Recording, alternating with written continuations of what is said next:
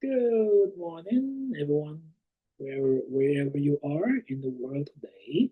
This is the Dr. Sophia Rothschild Show. And I'm Dr. Sophia Catherine Woodley with Rothschild. Let's call me Sophia for short, and we're now good to go.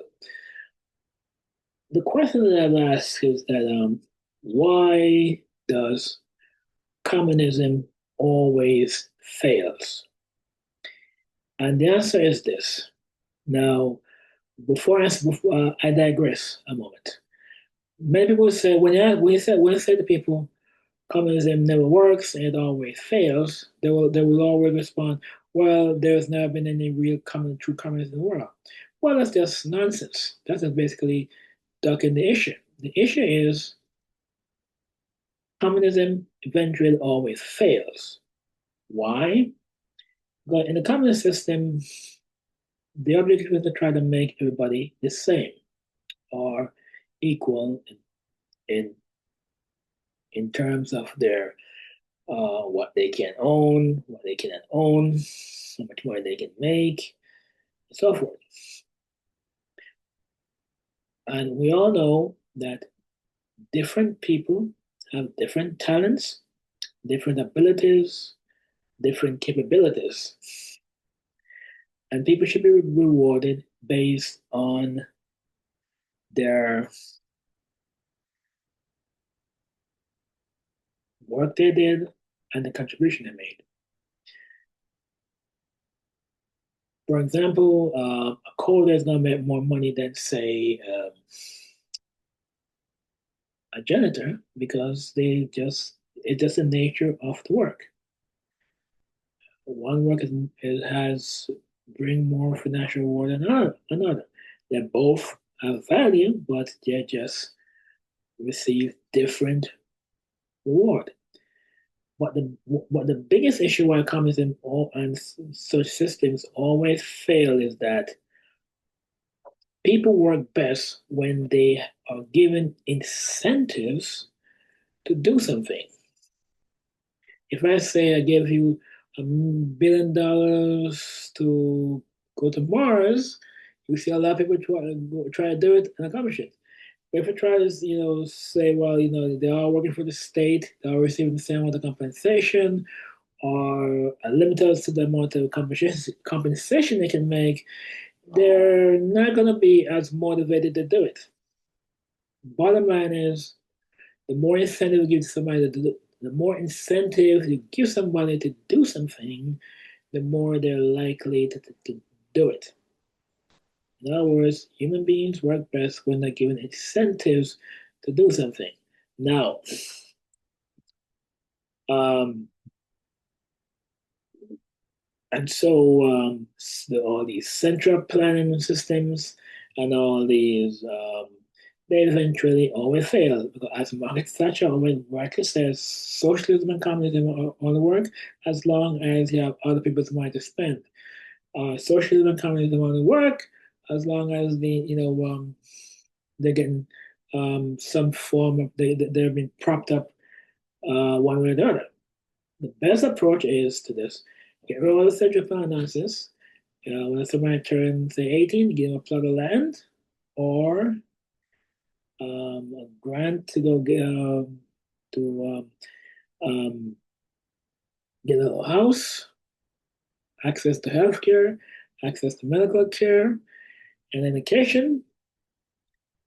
And then with that, you can give them other tools, to other incentives for start a business, other incentives to create innovation and creativity. That's the best system. That's the best way to go.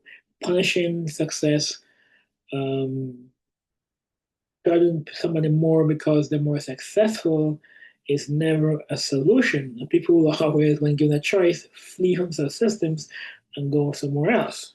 Okay, just look at Silicon Valley over the years, or look at the other places of innovation and creativity of the world.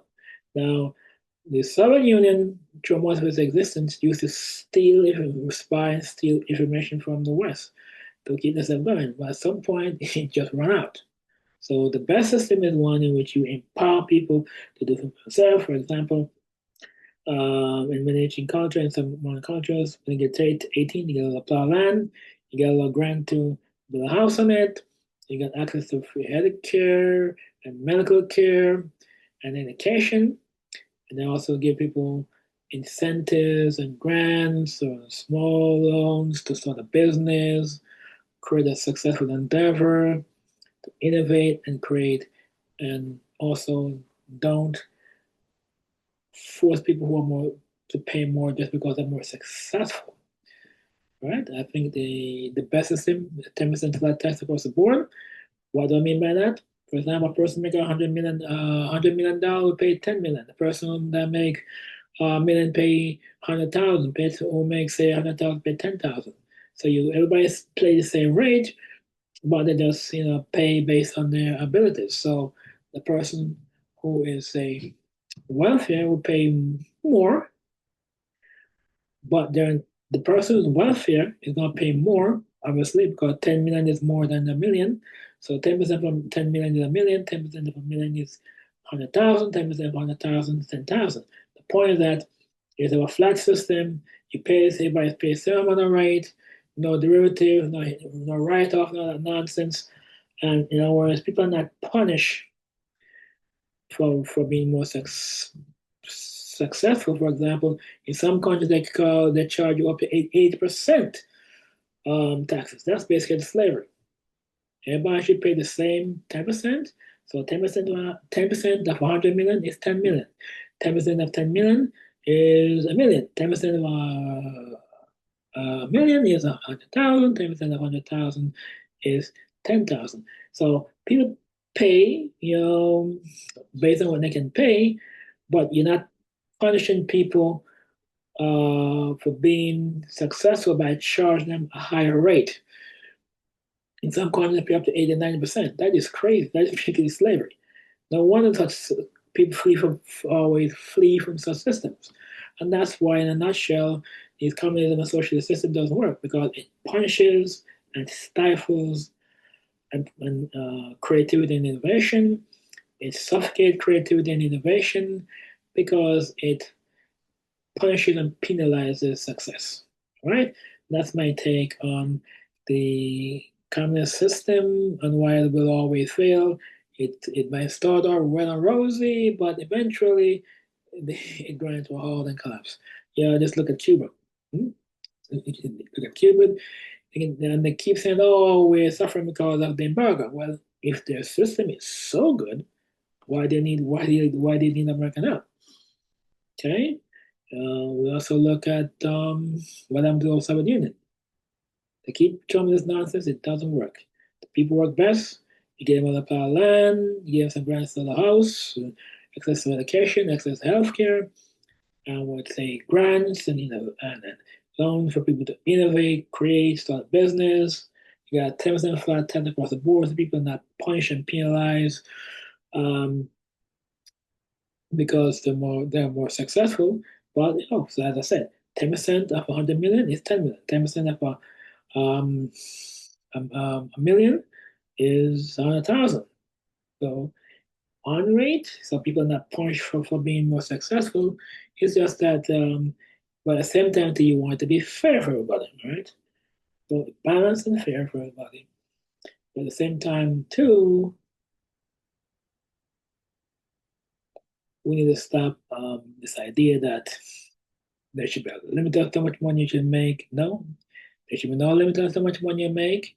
No limit as to how you can get, but as long as you're not stealing it, okay? And when you empower people to do things for themselves, guess what? Also, you won't need a welfare state. Okay, so that's big on these failed system communism and socialism. Thank you so much. Have a good day.